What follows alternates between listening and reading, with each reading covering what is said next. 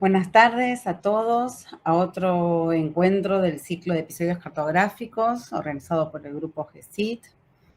Este mes de octubre del 2021 tenemos la visita virtual de Jörn Seaman, un profesor asociado en Ball State University en Estados Unidos, ahí es donde está trabajando en la actualidad, pero que estudió en la Universidad de Hamburgo, en Alemania, también en la Louisiana State University, y vivió durante muchos años en Brasil, donde enseñó cartografía, más de 15 años estuvo ahí hasta el 2015, y su perfil intelectual vira en torno a la geografía histórica, cultural, y se interesa particularmente por las relaciones entre mapas, sociedades, cartografías, historias cartográficas y narrativas cartográficas.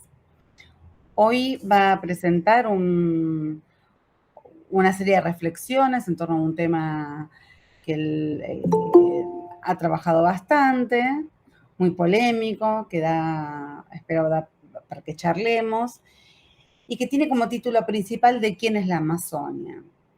Y ahí vamos a ver cuáles son estos debates o posibles respuestas a estas preguntas desde lo que se da en llamar la posverdad. Entonces, bienvenido, Jörn. Te cedo la palabra. Gracias. Eu gostaria de agradecer pelo convite. Para mim é uma honra de participar de uma charla internacional. Eu gosto muito desse tipo de diálogo, sobretudo quando se trata de um tema que eu estou estudando há 15 anos. Acontece que o projeto sobre o que eu vou falar estava na gaveta há muito tempo, então eu até aproveito desse momento para tirar tudo isso da gaveta, né, e reiniciar um debate sobre o tema. Antes de começar, eu queria, né, explicar um pouco o título, porque a Carla falou, né, que de quem é a Amazônia, mas, na verdade, a minha fala não é sobre a Amazônia, mas sobre a segunda parte do título, né, que são os mapas virais, né, mapas que se tornam rumores, boatos, que se tornam algo que vai além da verdade, né, se eu puder usar esse termo, né. Então, primeira parte, quando menciono a Amazônia, é sobre geopolítica. De certa forma, né, para minha fala, eu precisava ter um exemplo empírico, né, e não vai ser um discurso completo sobre a cartografia da Amazônia no seu contexto geopolítico, né. Eu só precisava de um tema, né, para falar sobre mapas como argumentos territoriais, né? E, de certa forma, por isso eu gosto tanto desse nome da série de palestras, é um episódio cartográfico, né, que eu vou discutir com vocês, né? Então, o exemplo, né, da Amazônia é apenas um entre outros exemplos, né?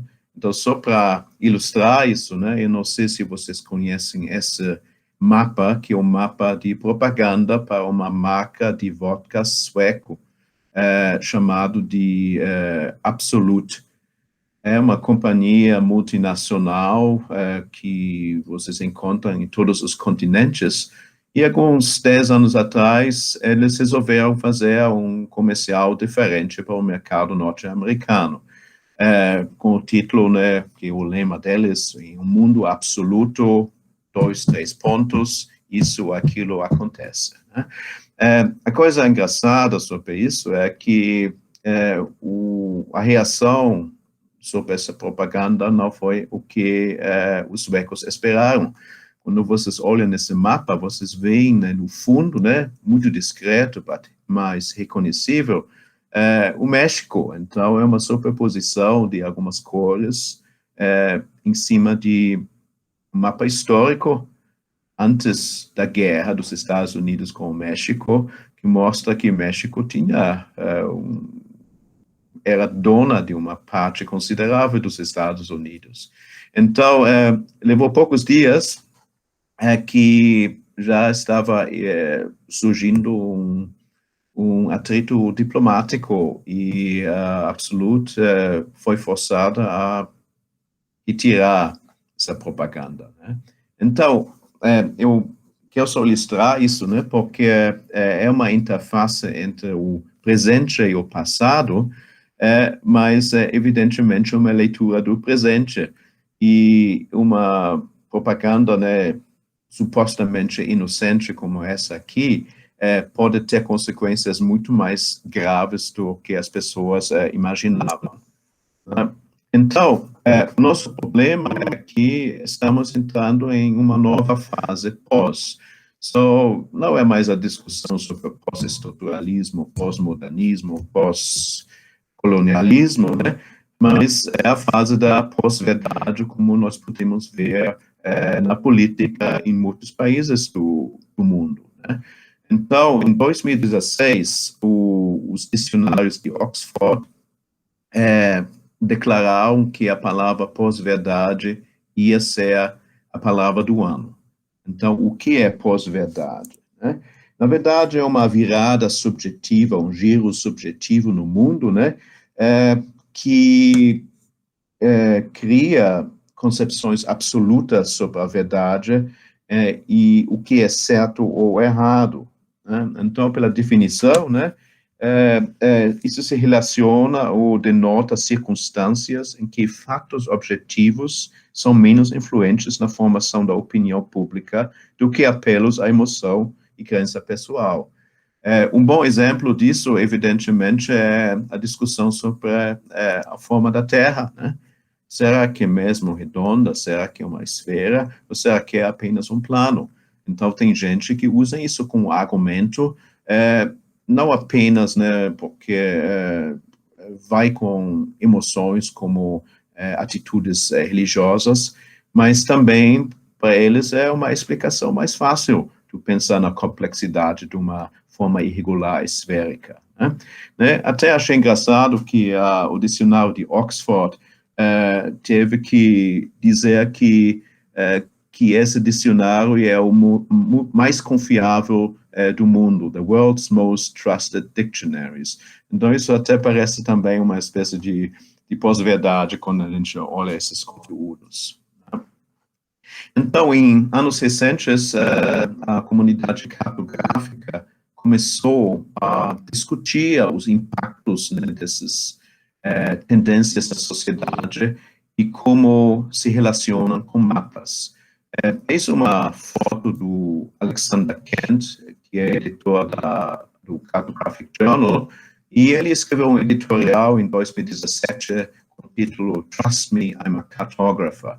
Então, ele discute, né, a pós-verdade e o problema de uma cartografia não crítica, né? Eu simplesmente vou ler essa frase, embora essa frase seja a partir do ponto de vista de um cartógrafo. Então, tem mais foco nas questões éticas de pessoas que fazem mapas.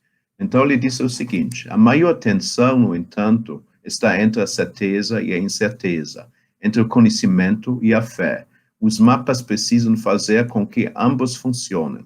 Recorremos aos mapas para ter certeza e conhecimento, ainda que o mundo esteja em movimento e os mapas mostrem o que não podemos imediatamente experimentar ou verificar.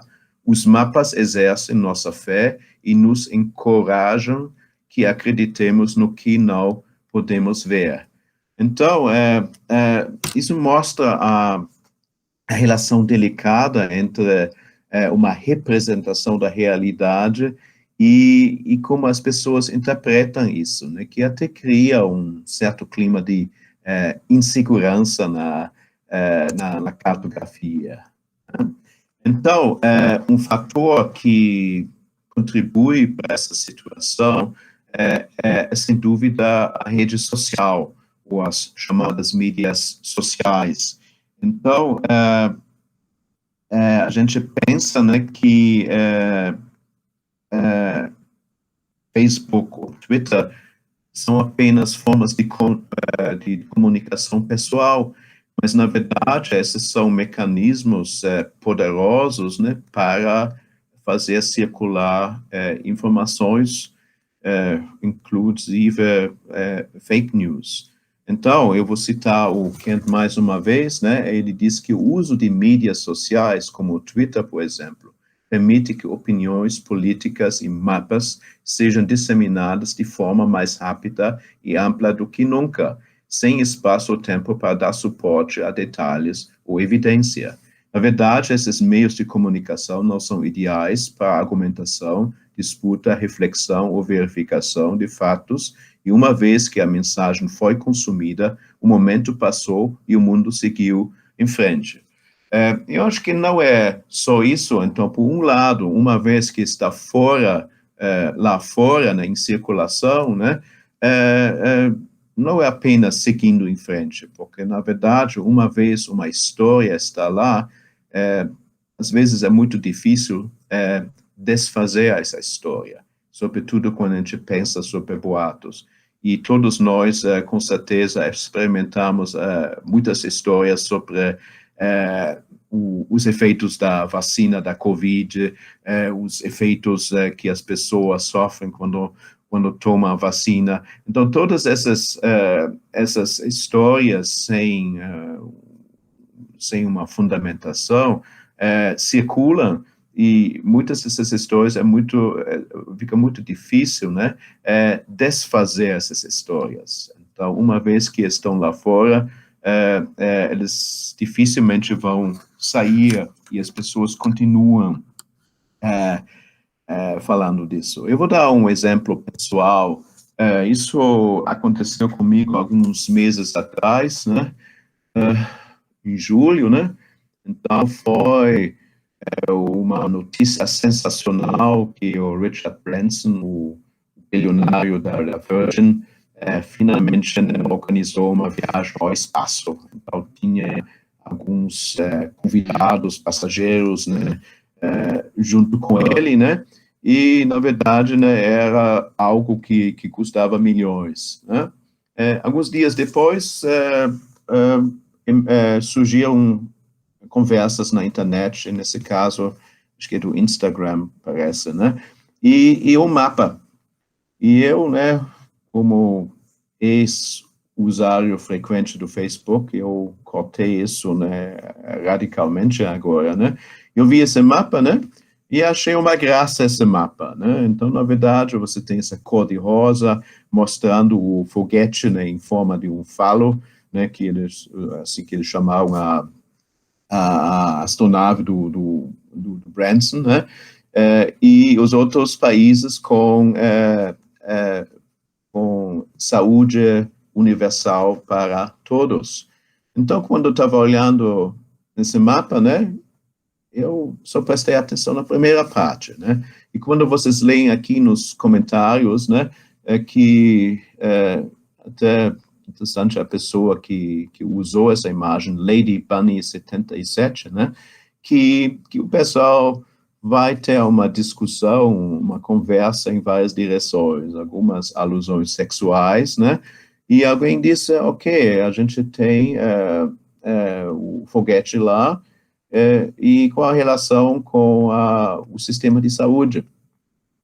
Que evidentemente não é verdade, né, que os Estados Unidos são o único país sem o sistema de saúde universal, né. Então, o resultado, né, eu levianamente compartilhei esse mapa, e alguns dias depois recebi uma mensagem, né, da Facebook que o mapa foi bloqueado, inclusive no meu post. Então, para mim é uma lição de aprendizagem, porque eu rapidamente aceito algo sem criticamente ler os conteúdos ou a intenção das pessoas. E tem outros exemplos, né, que não sei se vocês conhecem, né, que tem um grupo no Facebook chamado de What Projection is This? E as pessoas postam muitas projeções diferentes, inclusive esse tipo de mapa de preconceito, né? Qual a visão dos americanos sobre outros países, né? E alguns meses atrás, alguém estava postando mapas coropléticos sobre índices de desenvolvimento humano, e sobre religião, sobre mulheres, sobre nível de educação, né? E, de repente, as pessoas começaram a brigar, porque alguém verificou ou questionou isso, dizendo, por que você está postando isso na internet? E alguém viu o perfil, que a foto era de um gorila, né? E parece que os grupos que essa pessoa frequentava, né, eram grupos do espectro mais direito da política. Então, são muitas essas histórias, e um dos meus pontos na minha fala hoje é que não é uma literatura que está impressa, mas é algo, né, que é efêmera, mas que causa um impacto. Então, para mim, é uma chamada para pensar em métodos qualitativos, né, de como, né, trabalhar com esse tipo de dado que é subjetivo, parcial, ou até racista, né, em alguns casos. Bom, mas o exemplo que eu quero dar aqui é sobre algo que aconteceu mais ou menos 20 anos atrás, né? No ano 2000, surgiu um mapa na internet mostrando a Amazônia como um território que foi administrado pelas Nações Unidas e os Estados Unidos. Né? Então, começou com essa história, e o interessante é, né, que isso desencadeou muitas reações diferentes, né? Por isso eu chamo isso, né, que é uma novela cartográfica pela internet em vários capítulos e diversas ondas.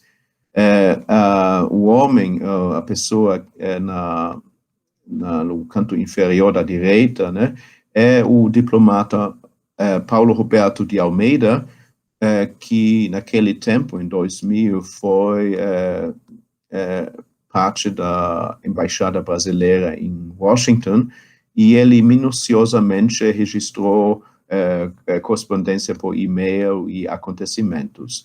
E eu vi recentemente que isso também está disponível para baixar na internet. Eu tenho a minha cópia de segurança, né? Mas às vezes esses registros somem da internet. Mas está disponível e eu posso compartilhar isso com vocês.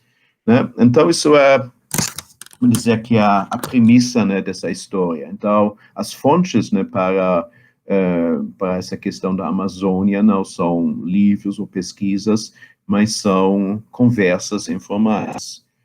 Bom, então, como tudo isso aconteceu, como tudo isso se iniciou, começou com um e-mail circular pelo Jornal da Ciência, que evidentemente é um órgão de renome, né, porque faz parte da Sociedade Brasileira de Progresso na Ciência.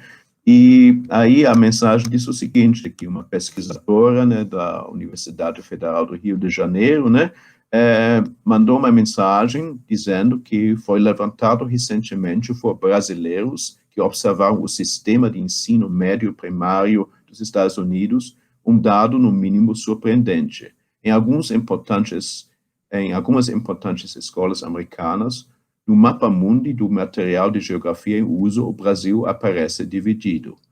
Né? Aí a pessoa descreve, né, que o Brasil seria o território abaixo da região amazônica e Pantanal, e o restante aparece como área de controle internacional. Então, tudo começa com palavras, tudo começa com uma mensagem. Eu não sei o que vocês fariam, como vocês reagiriam quando vocês leem uma mensagem. Eu marquei algumas partes aqui, né? Porque isso é o estilo que muitas vezes nós criticamos nos nossos alunos, porque é muito vago, né? Foi levantado recentemente por brasileiros. Quem são esses brasileiros? quais são as importantes escolas americanas e onde está o mapa. Né? Então, falando sobre esses, vamos dizer, boatos cartográficos, né, é também um estudo sobre como pessoas, né, processam verdades ou não verdades, como nesse caso. Né? Então, basicamente, né, já houve uma repercussão no país e o Paulo Almeida, que é conselheiro da Embaixada do Brasil nos Estados Unidos, se apontou a verificar as informações, porque a mensagem não disse muito sobre o que aconteceu, onde, quem fez, onde está o livro e o mapa, e que escolas americanas. Alguém encontrou a fonte disso, né, que é um site na internet no Brasil, que eu verifiquei que está online de novo, que, na verdade, é um grupo, vamos dizer, conservador, que usa um lema que, algumas décadas atrás, era muito usado no Brasil. Brasil, ame-o ou deixe-o. Então, uma posição, vamos dizer, no mínimo, nacionalista e conservadora, e a pessoa conseguiu, né, rastrear esse site como fonte, né? E naquele tempo, quando estava olhando, até apareceram essas janelinhas, né, de propaganda, né, de mulheres bonitas ou de outros comerciais. Né? Bom, a parte interessante, e acho que isso é a ligação com a história, né, que o conselheiro da Embaixada Brasileira recebeu um mapa digital, como esse aqui. Então, eu não preciso dizer nada para vocês, isso é uma piada, né? Mas nem todo mundo vê isso como piada. Então, na verdade, é uma falsificação, né? Quando vocês leem o inglês, isso não é um inglês de primário, né? Mas mostra, né, a divisão do Brasil, né? E aí até com uma assinatura oficial assinado embaixo aí de um certo capitão americano com o nome Matthew Forey, assinado no dia 1º de abril de 1817, né? E dia 1º de abril, evidentemente, é o dia da mentira, né? Então, quando vocês olhem alguns detalhes, né, vocês veem, né, que isso é tudo sem uma fundamentação, mas no tempo de pós-verdade, né, parece que as pessoas não estão mais interessadas em saber da verdade. Eles abertamente abraçam uma ideia como essa ideia bizarra. Né? A curiosidade sobre isso é que a pessoa que assinou esse mapa, o tal de Matthew Forey. Eu coloquei uma assinatura aqui embaixo, né, que é de Matthew Morey, que recentemente estava nas manchetes dos jornais, sobretudo nos Estados Unidos, né. O Matthew Fontaine Maury, ele é considerado, né, o pai da oceanografia moderna, da meteorologia naval, e ele tinha o apelido Descobridor dos Mares. Né? Ele é astrônomo, historiador, escreveu muitos livros, fez muitos mapas, inclusive um mapa muito bacana sobre o movimento de baleias nos oceanos, né? Mas, ao mesmo tempo, né, e isso que é a razão por que ele estava nas manchetes, né, que ele simpatizava com a escravidão nos Estados Unidos. E nesse processo agora, né, de digerir o passado nos Estados Unidos, né, muitos monumentos ou estátuas como tributo ao Maury foram retiradas, né? Então, como a gente vê o que significa essa ligação, né, de fazer uma corruptela de um nome? É uma história, né, que tem muito a ver com o Brasil, porque o Matthew Fontaine Maury mandou uma expedição à Amazônia em 1851 e 52. A pessoa, um dos pesquisadores ou cientistas principais, foi o cunhado dele, o William Lewis Herndon. Então, a ideia, né, de ir para a Amazônia era explorar rotas comerciais. Então, o discurso do Maury era sobre a questão por que os brasileiros ficam insistindo nesse rio como seu território. Eles têm que abrir isso para a comunidade internacional, globalizar, se vocês quiserem, né? E ele até, né, usava as pesquisas científicas, né, como argumentos, né, que as correntes marítimas eram favoráveis para o comércio entre a Amazônia e os Estados Unidos, né, e ao mesmo tempo, e é o caso mais curioso, né, ele considerava a Amazônia como uma válvula de escape contra a sobrepopulação nos Estados Unidos, né? Então, eu vou ler só um trecho aqui que eu achei interessante, né? Quando ele elogia a Amazônia, né? As capacidades do país drenado pelo rio Amazonas para sustentar a população são tidas como as maiores do mundo, e com uma população igual à da Bélgica por quilômetro quadrado, aquela bacia hidrográfica inclui uma área que é grande o suficiente para sustentar uma população de 600 milhões. Bom, é uma estimativa muito otimista. Seu tempo de semeadura é perpétuo, suas colheitas nunca terminam e sua capacidade de sustentar a população foi calculada ao quadruplo daquela da Bélgica. Então, ele elogia a Amazônia como o futuro do mundo. Mas, ao mesmo tempo, em outro trecho, né, ele mostra a outra face, né? Eu não vou ler o texto aqui, que é um pouco longo, né? Mas a ideia dele foi uma preocupação dos escravagistas nos Estados Unidos com o crescimento da população negra e o número de escravos, que levantou a questão, será que eles vão atacar, será que eles vão lutar contra a população branca?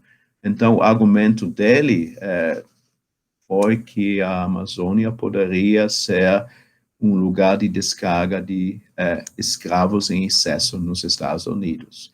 Então, vocês veem que eu estou contando histórias cartográficas, né? Até estou saindo um pouco do caminho, né? Mas, na verdade, mostra que tem muitas histórias, né, que estão imbricadas, que estão conectadas, né? E, aliás, né, aquele mapa digital que eu mostrei, levei um pouco de tempo, né? Mas é uma cópia de um livro de um autor brasileiro. E o livro é muito curioso porque tem o título O Dia em que Napoleão Fugiu de Santa Helena. Então, conta uma história fictícia, né, dizendo que o Napoleão não morreu no meio do Oceano Atlântico, mas ele conseguiu fugir em um submarino vivendo no Brasil, né? Eu não vou falar muito sobre esses detalhes, mas é uma aventura ler esse livro. Mas o mapa que eu mostrei uns slides antes é desse livro. Bom, então, seguindo nos capítulos, né, uma vez um boato se espalha pela internet, a gente não pode parar isso, né? Então, grupos de discussão falam sobre o episódio. Hoje em dia, é até mais veloz quando vocês pensam no Facebook, no Snapchat ou no Twitter, né? Que uma vez a mensagem está lá fora, né? Ela não volta mais. Né? Curiosamente, né? Muitas universidades também pensaram nessa ideia, organizações políticas, tanto da esquerda como da direita. Todo mundo estava dizendo, eu sabia que os americanos finalmente estão realizando o seu plano, né, de pegar a Amazônia. né? Tanto, né, que o Itamaraty, né, o Brasil, teve que lançar um comunicado, uma carta aberta, dizendo, né, que não existe uma suposta conspiração americana, mas é apenas uma desinformação made in Brazil. Né? Bom, agora, né, eu sei que eu estou falando bastante, né, a gente pensa, então, encerrou a história, acabou, mas acontece que rumores raramente aparecem em apenas uma onda. Então, como as ondas do mar têm sequências, né? Eu me lembro de que em 2000 eu não recebi um e-mail, mas alguns meses depois, quando começou uma segunda onda sobre o boato, eu recebi um e-mail de um amigo, né, com um texto em anexo da mensagem, e ele perguntando: você viu isso? Sabia disso? Não é chocante o que está acontecendo, né? Então, nessa história, né, então tinha esse mapa fajuto histórico, né, mas cadê o mapa, né, que foi mencionado no começo, né, o mapa do livro didático americano? Cadê o livro, cadê o mapa? Apareceu. Então, essa que foi a imagem em circulação que servia para ilustrar o que está acontecendo na Amazônia. Então, curiosamente, não existe uma resolução melhor, uma qualidade melhor dessa imagem. Então, vocês veem aí, meio sem foco, né? A former International Reserve of Amazon Forest, e essa área, né, está desligada do resto do Brasil, né? E, inclusive, até tinha uma fonte, né, um tal de David Norman, que escreveu um livro de introdução à geografia para a sexta série. Mas acontece, né, que existe um David Norman, mas ele trabalha com paleontologia, e a Biblioteca do Congresso nos Estados Unidos, que tem um registro de milhões e milhões de livros no mundo, né, também não tinha isso como uma referência, né? Então, mais uma vez, quando vocês olham nesse mapa aqui, e esse aqui eu usei num PowerPoint 15 anos atrás, então eu nem traduzi, e mostra que o inglês é muito pior do que o Google Translate ou outros recursos que vocês usam, né, para traduzir frases. Então, evidentemente, né, não foi escrito por um americano, então não é para o inglês ver, mas para ver o inglês, né? E a coisa que eu achei mais engraçada, né, é que nos livros, né, os números pares, né, das páginas não ficam no lado direito, né? Então, tinha até alguns detalhes, né, que ajudaram, né, para entender isso. Mas muita gente só olha e diz: eu sabia que já começou. Parece que provoca uma cegueira, né, na argumentação, um argumento bem simples, né, sobretudo quando a gente fala de política, de ideologia e um suposto imperialismo americano, né? Tanto que o Departamento do Interior nos Estados Unidos também teve que lançar um comunicado, né, falando do mito, né, ou da lenda urbana, né, desse mapa no livro didático, né. O jornalista brasileiro, né, ele até escreve, Carlos Orsi, ele escreve: mitos desse tipo são difíceis de se debelar, de vez porque é praticamente impossível desprovar uma afirmação genérica, né? Então, na verdade, né, aconteceram outras ondas, né, mas acho que nessa última década não tinha uma nova onda desse mapa, mas eu fiquei curioso como seria se alguém lançasse de novo um boato como esse, né? O último episódio, né, que tem a ver com essa história, né, antes de eu fazer as minhas considerações finais, é que isso se tornou algo internacional. Então, eu até queria voltar para esse tema, o viral, como o mapa se torna viral, como o mapa pode ser contagioso, né?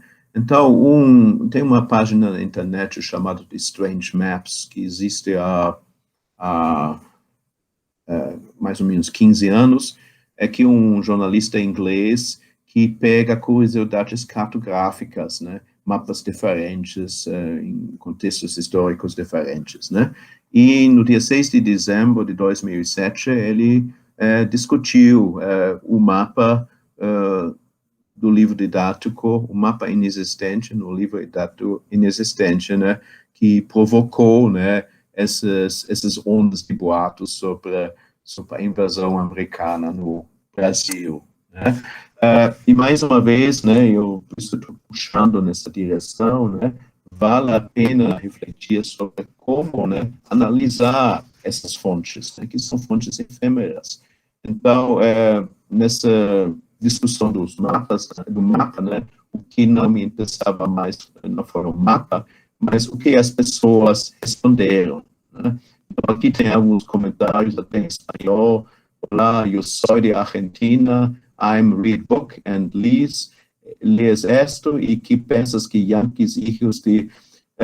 É muito interessante, né, e na verdade a gente também não sabe o que se esconde atrás desses nomes, né, já que tem muitos perfis falsificados e fajutos, né.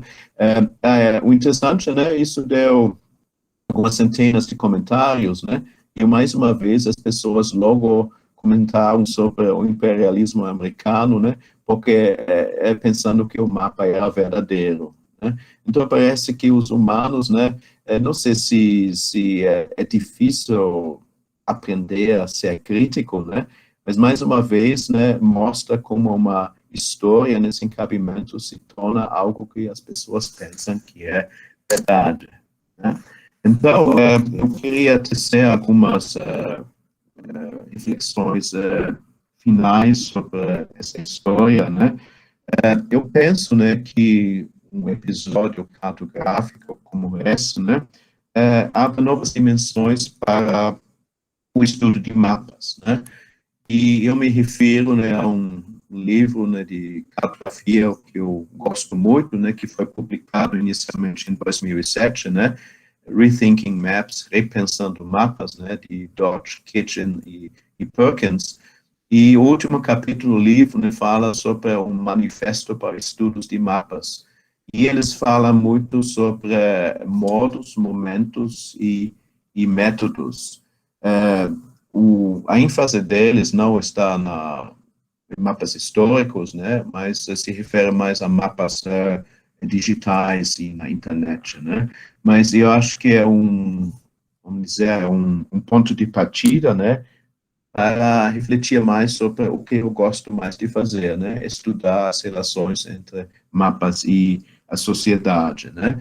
E espero que com essa fala que eu também tenha conseguido, né, fazer uma conexão entre histórias do passado, histórias históricas e do presente, né, já que uma referência, um fato do passado sobre as iniciativas dos Estados Unidos na Amazônia em 1850, né, foram ligadas, né, ao presente, né, do mundo do século XXI. Então, tem uma conexão entre o passado e o presente, né.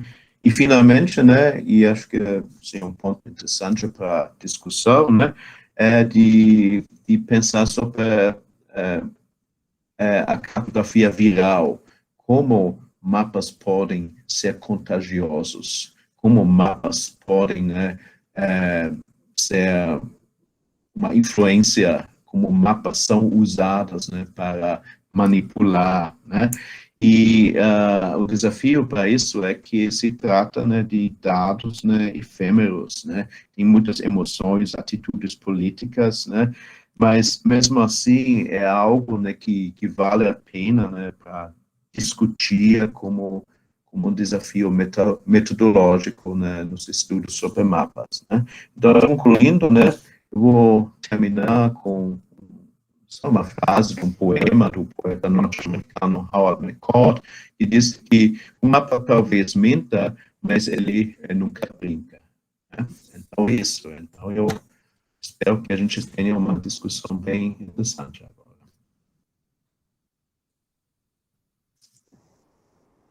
Muchas gracias, Jorn. Súper interesante. Gracias por traer tantos temas de una manera tan bien articulada, porque encuentro que hay una densidad y una complejidad conceptual, también histórica, que nos interpela en tiempo presente y que sin embargo está narrada de una manera muy, muy amena para seguir. Y mientras esperamos que alguien traiga algún comentario o alguna pregunta, yo quería hacer dos observaciones que a mí me llamaron particularmente la atención, a ver qué te parece. La primera es que en este juego de la posverdad, digo juego porque todavía no sé bien cómo posicionarme frente a esa idea de la posverdad, porque entiendo que se basa en la afirmación o sobre todo en la reificación de una verdad. Como que si hay algo que es posverdad es porque existe una verdad y para mí eso ya es un poco problemático. Pero entiendo sí a dónde apunta el término, la idea de posverdad, de crear ficciones como si fueran verdades. Me parece que va por ese lado y sí, es innegable que las redes sociales y todas las medias contribuyen mucho. Uno de los factores que vos mencionaste, que es la inmediatez, la velocidad, no hay tiempo para reflexionar, hay una sobredosis de estímulos en las que los consumidores terminan consumiendo, valga la redundancia, de una manera poco crítica aquello que les gusta, ¿no? Más ligado por la emoción que por la razón. Es como, no hay tiempo para leer todo con mucho detenimiento, ¿no? Hay un conjunto de factores que se da ahí que contribuyen. Pero bueno, volviendo a esta idea de la verdad y posverdad en esa tensión, a mí se me ocurrió pensar que los mapas juegan y jugaron un papel casi premonitorio en esta idea, porque los mapas siempre fueron la verdad. Antes eran incluso una preverdad, ¿no? La famosa discusión si el mapa precede el territorio o el territorio del mapa. Pero como que el mapa siempre fue una verdad y que en este contexto se suman otros elementos, pero el mapa sigue parado un poco en el mismo lugar. Y esto yo lo conecto con otras reflexiones mías, como que el mapa sigue siendo la imagen más conservadora de todas, en un momento de hiperimagen, de imágenes que se pueden alterar, de mapas que podemos hacer, incluso nosotros, seguimos pensándolos en términos mucho más conservadores. Y esta última frase de que el mapa no miente, el mapa miente pero no juega, ¿era así? El mapa no... O sea, mi impresión es que el mapa miente todo el tiempo, solo porque se posiciona como verdad, más allá de lo que diga, aunque solo el arrogarse es una representación más realista, no, realista puede ser, pero digamos más verdadera que otras, creo que es un elemento diferente de otros para pensar la cuestión de la posverdad, que no es lo mismo que un discurso político, o que incluso que un libro escolar, que es un tema interesante el que trajiste. Entonces quería ver si te merecía alguna, bueno, a vos y a todos, alguna reflexión sobre el lugar que ocuparía el mapa como imagen dentro de esta tendencia o corriente de la posverdad. Y acá Charlie Roborati levantó la mano. Si te parece, vamos sumando algunos comentarios antes de intervenir. Charlie, abrir micrófono solo. Sí, muchas gracias, John, por esta excelente charla realmente. Y me hizo acordar una cosa, nuestro continente está lleno de mapas que quieren ser verdades desde el punto de vista de que quienes juegan con esa verdad, ¿no es cierto? Todos los países de América Latina tienen problemas de frontera, ¿no? Si uno mira todos, hasta los más chiquitos, ¿no es cierto?, tienen problemas de frontera. Y en cada uno de los problemas de fronteras, uno podría hacer una colección, como los que hiciste vos con tus mapas de Amazonia, sobre las verdades diferentes que diferentes personas tienen como verdades absolutas, ¿no es cierto? La Patagonia es una, el sur de Brasil es otro, Misiones es otra, la Guyana es otra cosa, y uno ve que todos los países producen mapas como verdades. ¿Se transforman en posverdades esos? Yo creo que sí, y más sucede ahora con la gran difusión de las tecnologías de Internet, ¿no es cierto? Donde esas verdades, que podrían ser discutibles en algún momento, ya no tienen tiempo de ser discutidas, se transforman inmediatamente en posverdades, ¿no? Y una pequeña alusión a que los mapas no mienten. Hace poco recorriendo el Gran Buenos Aires, que es una geografía bastante confusa, usando un mapa de Google, resulta que buena parte de las calles no estaban. Y mi esposa estaba absolutamente enojada. Este mapa miente, ¿no? O sea, que es como si dijeran que la Biblia miente realmente. O sea, los mapas han transformado en nuestra nueva Biblia realmente. Muchas gracias, John. Graças.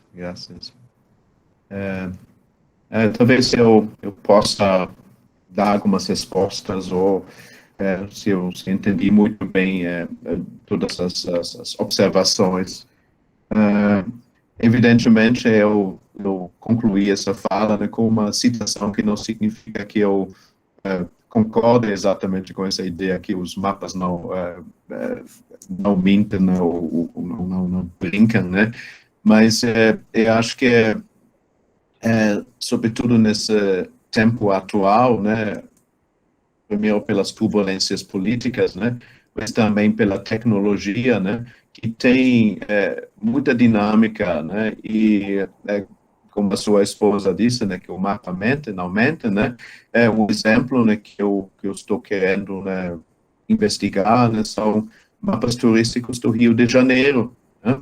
Então, quando vocês olham nesses mapas, né, a pergunta é: cadê as favelas, né? Aparecem como áreas verdes, né, que na verdade não correspondem, né, ao contexto social, né? Então, de repente, isso também volta um pouco nessa questão, né, sobre o que o mapa conta e o que o mapa deixa de contar. Mas eu acho que o fascinante e, ao mesmo tempo, o perigo, né, é o que se pode fazer com mapas no tempo digital, que hoje em dia, né, até nós podemos pegar o mapa da América do Sul e vamos simplesmente derrubar a fronteira entre o Brasil e a Argentina e anexar a Argentina. E aí eu clico 2 vezes no meu mouse e já está na circulação na internet. Então, o que me assusta, né, é que como essas pós-verdades, né, se tornam, né, um impacto muito forte na população, né? Então, para alguém como eu, que está interessado nas relações entre mapas e sociedades, o foco não é o mapa, né, mas, na verdade, o impacto dos mapas. Então, para mim, é algo, né, que ainda estamos, né, em uma fase inicial, né, para discutir isso, né. E, ao mesmo tempo, né, acho que a Carla usou algumas palavras-chave, né, que acho que são oportunas, né, para discutir, né, quando ela fala, né, de mapas como discursos, né, premonitórios, né, ou até como algo conservador, né. E mais uma vez, o que me assusta é que mapas históricos, que na verdade têm que ser lidos no contexto do seu período, né, de repente se tornam, né, um argumento para o presente, né. Então, parece que os os limites, né, as fronteiras entre o presente e o passado estão sendo, né, dilatadas no sentido, né, que tecnicamente eu posso pegar um mapa, né, da Alemanha do século XIX e começar uma argumentação cartográfica, né. A questão é que, às vezes, me pergunto, né, como no caso do mapa da Amazônia, será que as pessoas são tão estúpidas para acreditar num boato desses? E, às vezes, eu penso que o ser humano gosta de ter a explicação mais plausível e mais simples, e não a verdade que poderia ser mais complexa, né? Então, acho que isso, né, abre muito espaço, né, muitas ideias, né, sobre a banalização de mapas, a ignorância cartográfica na sociedade e também o consumo de mapas.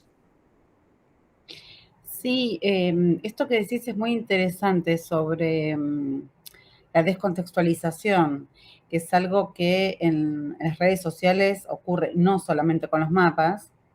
Es muy común encontrar una imagen, bueno, ahora le llaman meme a todas aquellas imágenes que no saben quién la hizo, ni dónde fueron hechas, ni a dónde van, ¿no? Son como esas imágenes que quedan flotando en algún lugar. Y se presta mucho, por las mismas condiciones a las que nos referimos anteriormente, a la existencia de imágenes sin texto, sin contexto, sin autor, que parecen inocentes, lo cual eso las transforma más peligrosas todavía, que parecen una gracia, pero que van sedimentando, sobre todo en el caso de lo que se trata esta charla, mapas e ideas geográficas o geopolíticas, que van consolidando tal vez mitos geopolíticos, teorías conspirativas que ya vienen desde antes, que ya tienen un soporte, que no es que el que mira la imagen esta, el mapa que encuentra en la red, lo ve por primera vez y se sorprende. Lo toma como una prueba de algo que ya sabía. Y me parece interesante esto último que dijiste, ¿no? Como pensar el mapa como una fake news también. No solo mirarlo desde el lado más académico geográfico, sino también desde el lado del área de comunicación, la potencia que tiene el mapa como fake news frente a textos, por ejemplo, o a fotografías trucadas. Porque la gente sabe y que la existencia del Photoshop, de la manipulación de las fotografías, se busca detectar cuál es el truco, cuál es la magia, entre comillas, que se hizo para que la imagen luzca así, pero de un mapa no se busca esa manipulación, se da por hecho que esto, que es una verdad, que alguien lo hizo, que hay alguna razón científica detrás de eso, que hay alguien con conocimiento, sabiduría y alguna legitimidad para instalar esa imagen. Entonces, nunca se lo toma por falso, a lo sumo se lo toma por errado, ¿no? Que está equivocado, que está mal hecho, pero lo de falso creo que puede ser usado, eso se me ocurre ahora, estoy pensando en voz alta, ¿no? Pero que puede ser usado a favor en el sentido de discutir que no hay un mapa verdadero, que en algún punto todos son falsos, pero no con la intención de engañar, sino con lo que decías de Kitchen y Dodge, de que son hechos, de que alguien los hizo. Se muestre de manera explícita o no todo ese proceso de elaboración de un mapa. Pero que en la comunicación, a diferencia de una fotografía, el mapa multiplica ese valor de verdad, que ya tiene desde antes, ¿no? Que no es nuevo, no tiene que ver con el mundo 2.0. Você menciona dois pontos importantes. O primeiro, né, e eu sempre quero deixar isso claro, né, que estudando mapas, né, não se restringe, né, só a cartografia. Eu gosto de inserir, né, a cartografia os mapas como produtos e processos como algo inserido num sentido mais amplo da cultura visual em uma sociedade, né? Então, o Matthew Etney, ele fala de culturas cartográficas, e eu tentei brincar um pouco com esse termo, né? Mas no sentido, né, que mapas são imagens nesse sentido, né? Então, é isso que é o primeiro ponto que eu acho importante, né? E de não ver, né, a cartografia, né, dissociada, né, do contexto mais amplo de uma cultura visual em uma sociedade. E acho que o seu grupo, né, e outros pesquisadores na Argentina já fizeram muitos trabalhos sobre a cultura visual, né, inclusive com mapas, né, mas o mapa é apenas uma parte.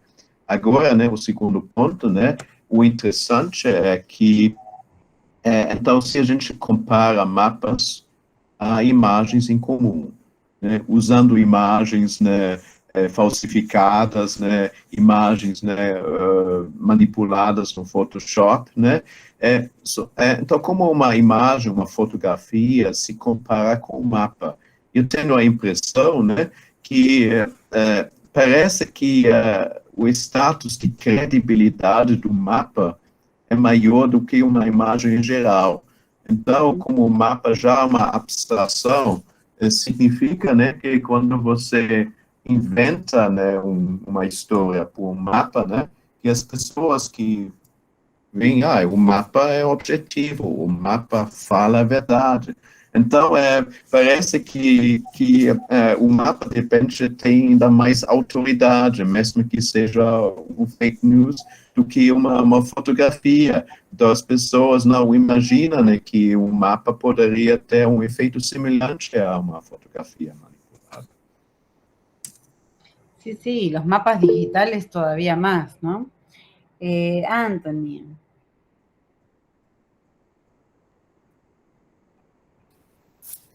Hola, ¿qué tal a todos? Muchas gracias por Tudo bom? la conferencia. Bom te ver de novo.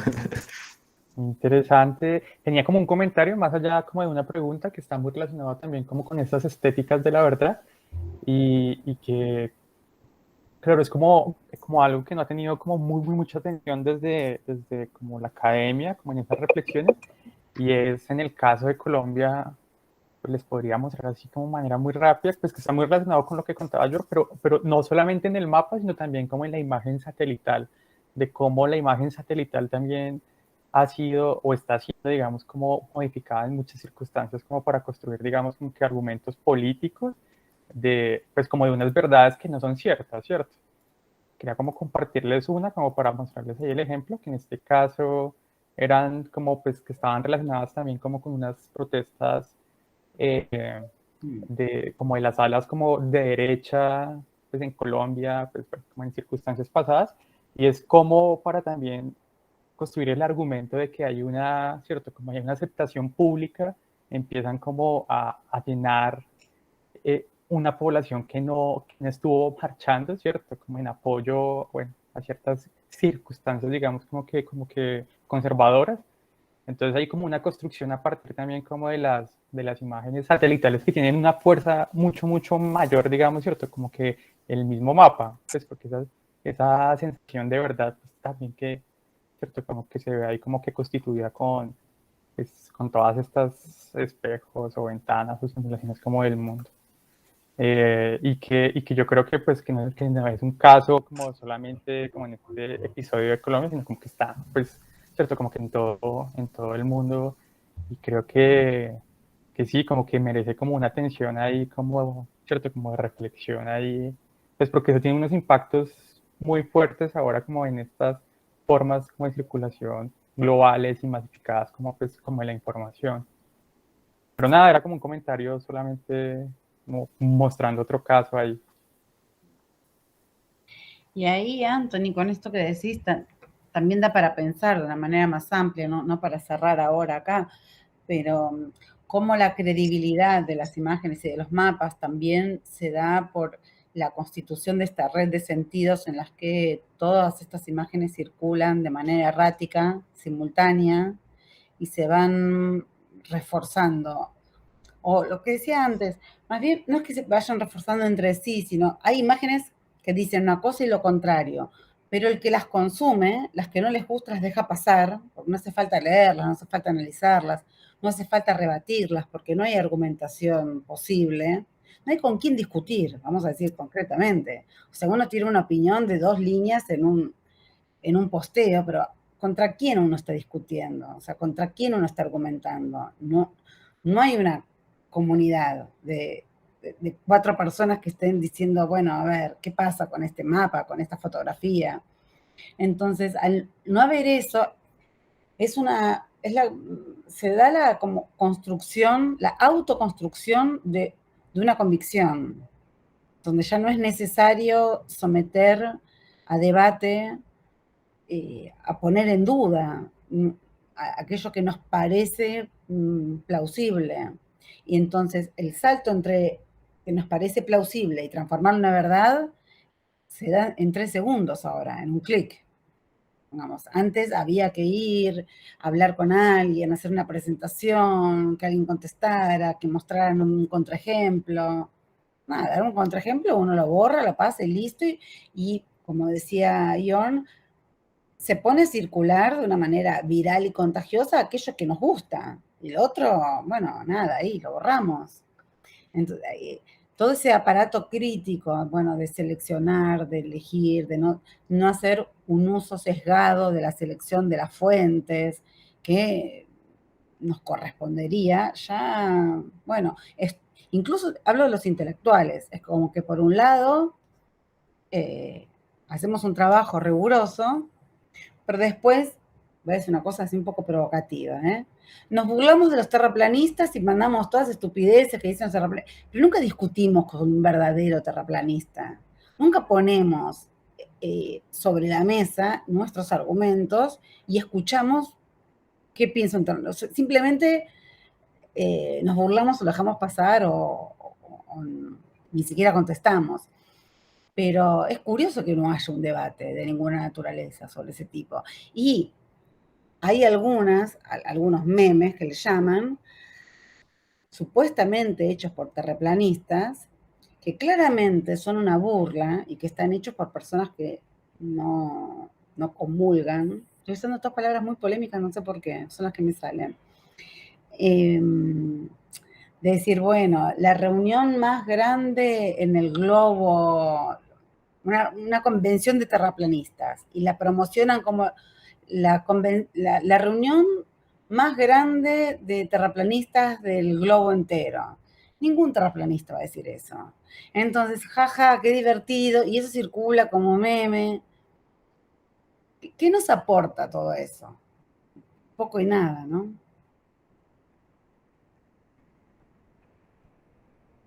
É complicado. Só para dar um comentário para ao que o Anthony falou, acho que é interessante, né, ver, né, o significado de imagens de satélite, ou imagens espaciais, né, que não são imagens de fotografias de pessoas ou de paisagens, mas que tenha uma visada vertical ou oblíqua, né? Então, o exemplo que o Anthony mostrou, né, que eu penso que abre um mercado de trabalho para pessoas que se especializam nesse tipo de trabalho. Então, você tem uma passeata, você tem um evento, você acrescenta informações a um espaço vazio, como também aconteceu aqui, né, nas manifestações, né, dos eventos do Donald Trump, por exemplo, né, que na verdade, né, as imagens em circulação mostram muito mais pessoas, ou também no Brasil, como aconteceu, né. Então, eu penso, né, que uma imagem de satélite, né, fica mais ou menos entre um mapa e uma imagem comum, porque não tem o mesmo status como um mapa. E acho que, sobretudo, um mapa no papel, você traça a linha, então aqui tem um limite, então no papel, né, você até olha no mapa dos Estados Unidos, né, tem muitas linhas retas, né, que é tudo definido sem dúvidas, né. Um tempo atrás eu estudei o azul em mapas históricos, né, para entender, né, como isso se tornou uma convenção na cartografia. Isso é recente, isso é do século XIX, mas, na verdade, as pessoas, né, primeiro associam o azul à cor da água, que não é verdade, né, porque a água pode ser transparente, pode ser marrom, mas, na verdade, né, o efeito que provoca, né, que eu chamo de uma segurança ontológica, né, o Anthony Giddens fala disso, né, que, na verdade, né, que tem muito a ver com a pós-verdade, no sentido de que essa explicação é clara, né, isso explica porque a Terra é plana, né, porque, na verdade, não é possível, né, que a gente, né, se fosse numa esfera, a gente cairia, né, porque a gente está no lado errado. Então, na verdade, né, nesses tempos atuais, não sei se as pessoas ficam mais ingênuas ou menos pacientes, né, com explicações, né, que facilmente, né, embarcam nessa ideia, ou eles embarcam porque é engraçado, e não é, quando você pensa nessas formas, né. Então, sobretudo, quando você pensa na Google, né, e tem alguns episódios internacionais, acho que foi de Honduras e Nicarágua, eu acho, né? Que, na verdade, a Google também estava traçando uma linha na imagem, né? Na internet, né? E os dois lados não concordaram com isso. E o resultado que tropas foram mandadas para essa região fronteiriça. Isso aconteceu alguns anos atrás, né? Então, provavelmente, né, o futuro não vai ser muito, eu não vejo isso muito como otimista, né, porque a tendência, né, de falsificar as verdades, né, vai aumentar, né, é a tendência. Sí. ¿Alguien más quiere agregar algún comentario o consulta, preguntas para Jorn, para los otros? Porque si no, Jorn, es tu oportunidad para decir algo que te haya quedado pendiente y le damos un cierre al encuentro. Bom, então, posso falar.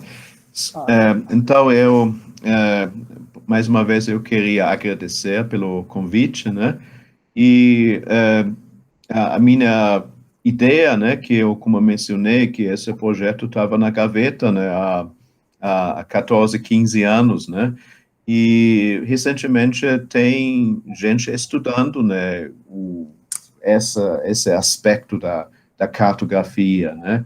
Então, eu ficaria muito feliz, né, se a gente pode dialogar mais sobre isso, né, porque eu acho que tem muitos exemplos, sobretudo na Argentina, no Brasil, em qualquer outro país, até para pensar, né, em fazer um trabalho em conjunto, né, até para desenvolver uma metodologia de como adentrar nisso, né, porque muitas dessas informações, né, vocês não encontram mais na internet porque as mensagens foram apagadas, né, em alguns casos você consegue recuperar isso, né, tem um site na internet que armazena todas as páginas que não existem mais.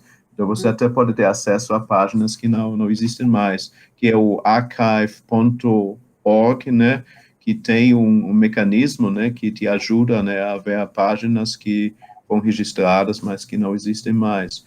Então, eu fiquei muito feliz com essa conversa, né, apesar de ser à distância, né, mas eu estou à disposição, né, eu também posso compartilhar o PowerPoint com vocês, né, inclusive com o meu e-mail, né, para a gente continuar a nossa charla.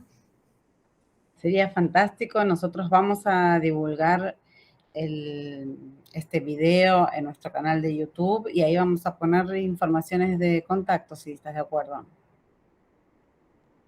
Bueno, Jorn, nosotros también te agradecemos un montón, todos, y algunos comentarios de felicitaciones para vos.